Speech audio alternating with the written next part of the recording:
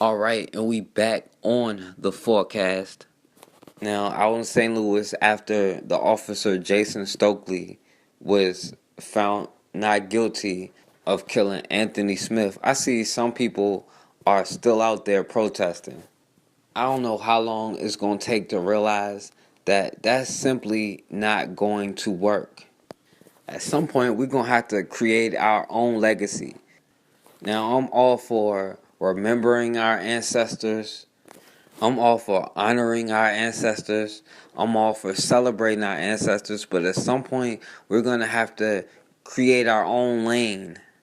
When our ancestors protested and marched for us, it was to get us to the position that we are in today. It's up to us to get the future generations into a place where they can have their own, to build their own. If we can't see by now, nobody's going to help us. We have to help ourselves. We are the only ones that is going to empower ourselves. And to me, we have to have short-term goals and long-term goals. Now, the short-term goals, the things that we have to do right now, we have to build our own economy. Now, when we look at our ancestors, they had the blueprint to building successful economies because all the black communities in America was successful. All we hear today is pick yourselves up by your bootstraps. Well, we did, and they came in and burnt the cities down. But we have to look at what they did. They supported each other. They had no choice. It was segregation. White places said, we don't want your money. So what did they do? Spend it with other black people. Segregation forced them to be millionaires. They were forced to build black grocery stores, to build black banks, to build black movie theaters. They had no other choice. Today, we can choose to give our money away if we want, or we can choose to give it to each other and support each other. It's not that black people don't have money collectively, it's that we don't put it in the right directions. And if we wanted to build an economy right now, we could elect a board of successful black business people and put them in charge of strictly growing and funding black businesses. And we can all contribute to that, rich or poor. If you got $1,000,000 you can give that. If you got $1 to give, you can give that. We all can contribute to this fund that grows black businesses, that hires black employees, creates a black economy, and make sure that they're being transparent in everything they do, and whatever they say they're going to do, they actually do it. And if anything looks a little funny, then stop sending your money immediately because it's probably been corrupted. But us putting together this board and us all contributing to it, it would cut down on unemployment. It would cut down the crime rate in the black community because they have jobs. Most of the crime comes from poverty. There's nothing stopping us from doing that. And then we can take control of our local politics, where it's especially major black cities, where we have black city representatives, not just the mayor and the governor.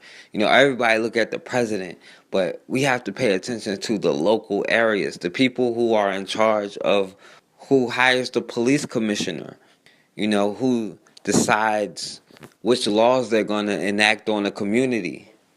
We'll be in charge of our local tax dollars.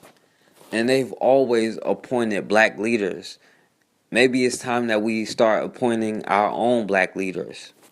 And when we're in charge of that, then we'll be in charge of the education fund. Maybe we can decide to put less money into the prison system and more money into the school system. And not only that, but be in charge of the curriculum in the school system.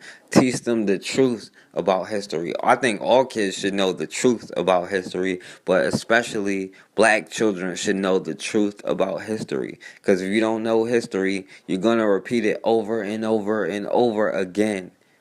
And we can teach our children about being financially stable, about being financially responsible.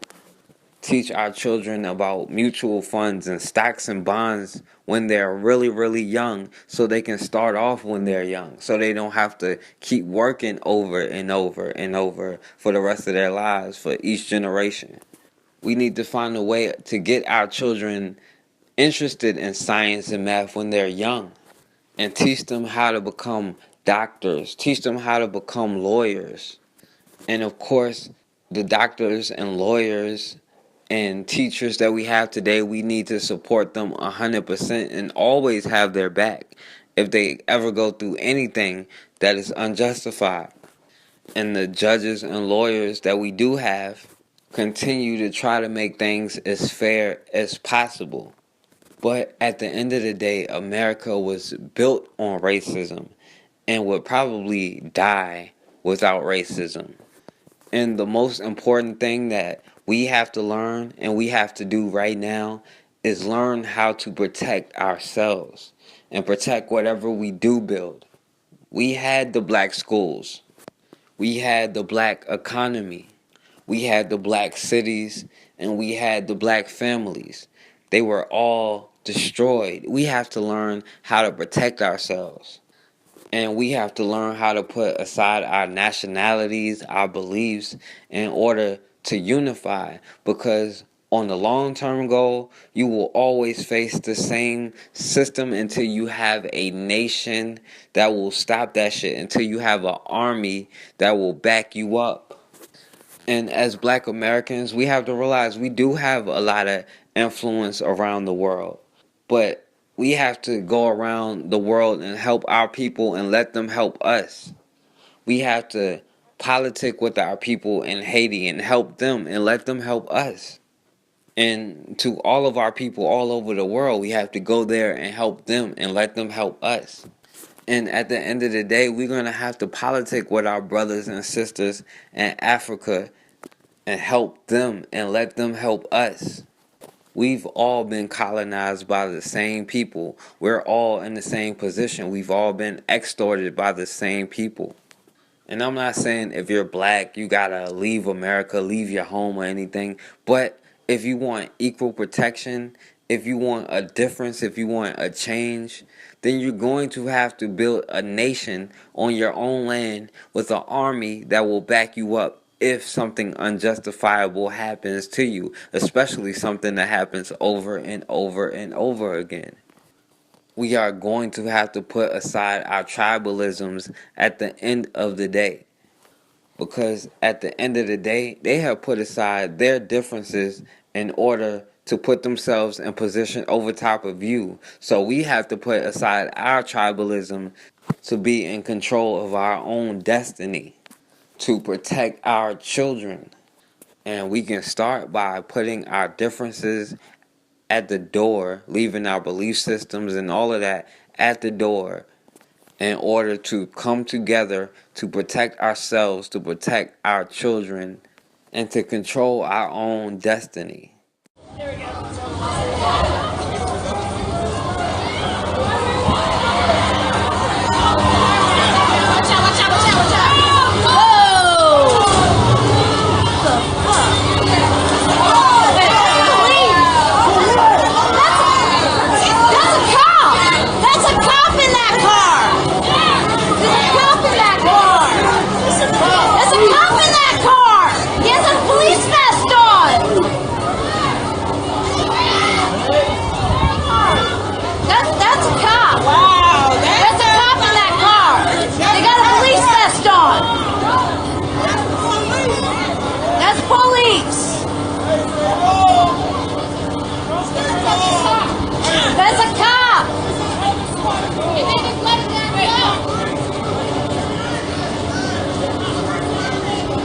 That's a cop in an undercover car.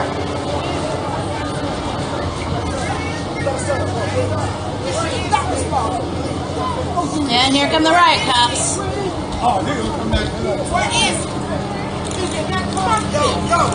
gonna protect the car that just tried to run people over because there's a cop in it? Oh shit. Don't throw shit. Okay, there's been like a water bottle thrown. That's it. There's a water bottle. That's ready to Yo, I got a fight in his car. That car is That car just almost hit me, man. There's a cop in that car. In St. Louis this weekend, activists say more protests are planned following a second night of demonstrations over the acquittal of a white police officer in the deadly shooting of a black man. As Mola Lenghi reports, at least 9 people were arrested last night on charges including resisting and destruction of property. You need to disperse immediately. Demonstrators clashed with police during a second night of violent protests in St. Louis Saturday. Earlier in the day, a large group took over an upscale suburban mall, forcing stores to briefly close their doors. White silence is violence. The demonstrations come one day after a judge cleared Jason Stockley, a white police officer, in the 2011 death of 24-year-old Anthony Lamar Smith. Prosecutors argued that Stockley planted a gun inside Smith's car after shooting him 5 times, but the judge said there was no proof. People were enraged and flooded the streets after the decision was announced Friday. Protests quickly escalated into violent confrontations with police. The mayor's home was covered in red paint and windows were broken. The unruly crowd became a mob. This mob was intent on destroying or damaging property, assaulting police officers, and setting fires. Saturday afternoon, Governor Eric Greitens asked people to remain calm. Violence and vandalism is not protest, it is a crime. Police arrested at least 33 people. Stockley has since left the force and now lives in Texas. It feels like a burden is lifted, but the burden of having to kill someone never really lifts. And the wounds are still raw for so many people who are demanding justice. Tell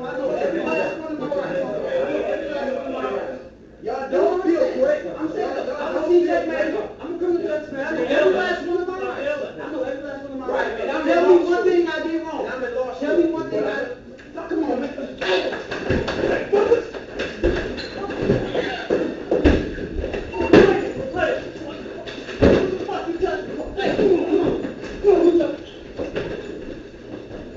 Hey, you see this, bro?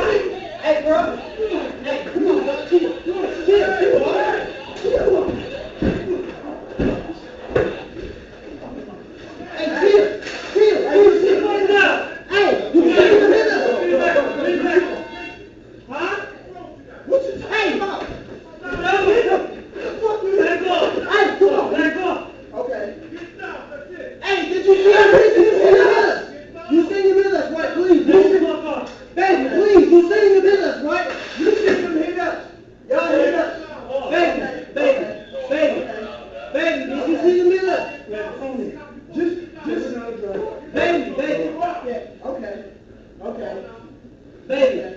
Baby, you are a witness now. Did we do anything wrong? Because we didn't shut up, baby. Because we didn't shut up, baby. Baby, no. Baby, no. Did you see that, though? Because we didn't shut up and be good little niggas. Officer, can you put my wallet in my pocket, please? Fuck up. Yeah. Come on. Because we didn't shut up and be good. Can you get my wife to shit? That's right there. Where can we get it? Yeah.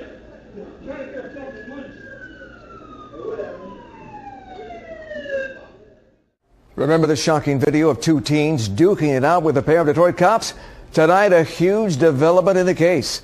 It's footage you saw only right here on The Edge. 2 brothers facing prison time for a fight they say was started by those officers. But tonight, the brothers are getting a big break from the prosecutor. Here's Fox 2's Andre Isom with an update. Remember this video of the fast food fisticuffs? It all went down in the month of May at this East Side eatery. Once we aired it on The Edge, this brawl became big news. Many people could not believe what they saw or heard either. On one side, 2 of DPD's boys in blue, and their opponents, 2 college-educated brothers who just stopped by to grab a midnight snack for their mother, when all of a sudden, the cops came in. I thought they initially came in and profiled us. They asked the guys for ID, and both young men vigorously questioned the officers' actions. Then, there was this.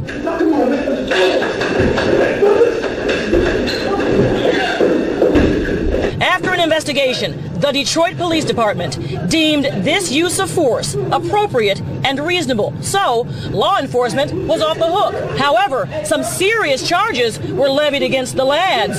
Felonies. Assault and battery on a police officer, resisted arrest, and obstruction of justice. I was very scared and nervous. I didn't know what was going to happen. I could have just walked away from the situation. I wouldn't have been going through any of this. But 1 week and 2 days after this story ran on Fox 2, new information came down from the Wayne County Prosecutor's Office. The charges have been dropped against 26-year-old Navon Moore and his brother, 20-year-old Taiwan Mitchell. I was about to cry. I got a little bit emotional because this is my life. I'm very elated, but I'm concerned about other young people out in the community who face these things every day, who are not as maybe articulate as Tawan, who do not have the kind of legal support that he has.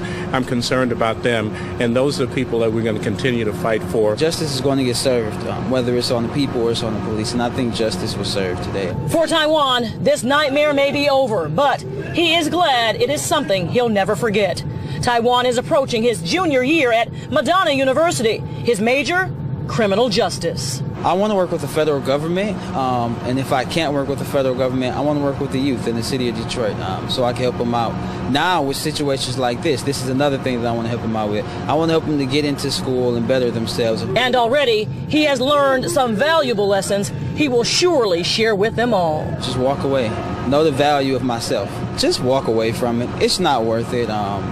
Going to jail, messing up my career. I have a lot going for myself, and I want to continue to move forward in my future. We asked what he would say to the two officers if ever given the chance. I wouldn't say anything to them. I forgive them.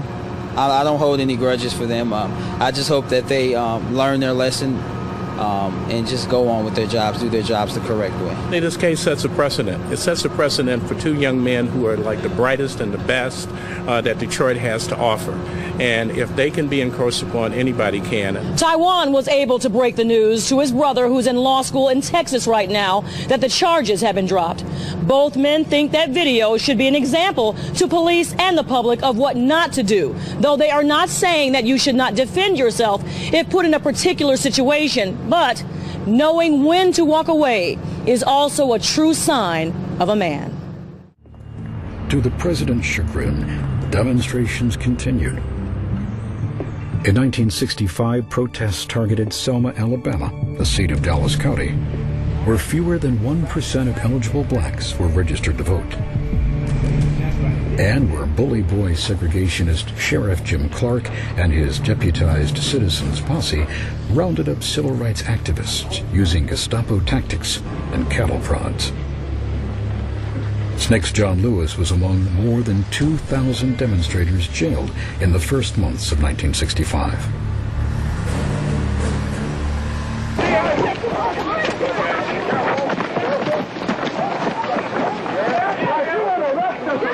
If we're wrong, why don't you arrest us? Why don't you get out? The Reverend C.T. Vivian, an organizer for the Southern Christian Leadership Conference, led the Selma campaign.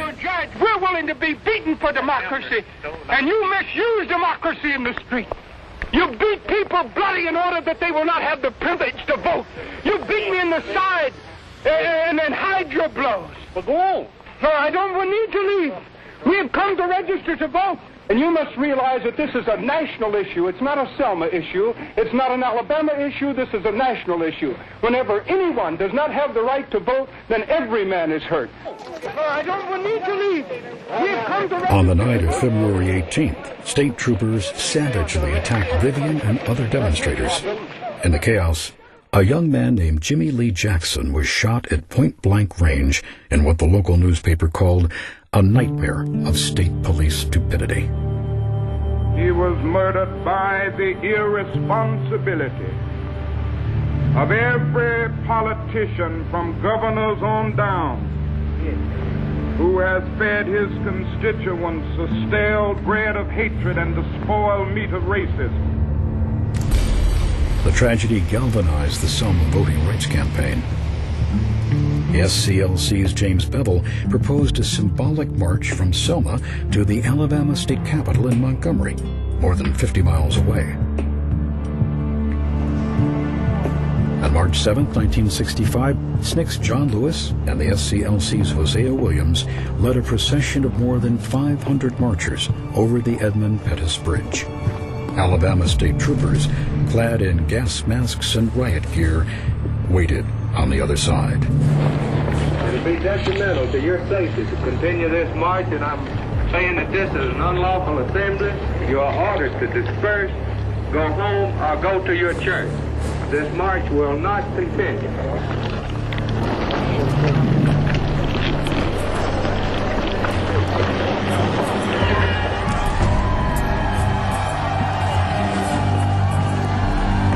News cameras immortalized a hellish scene of police brutality and chaos. Images of Bloody Sunday shocked the nation.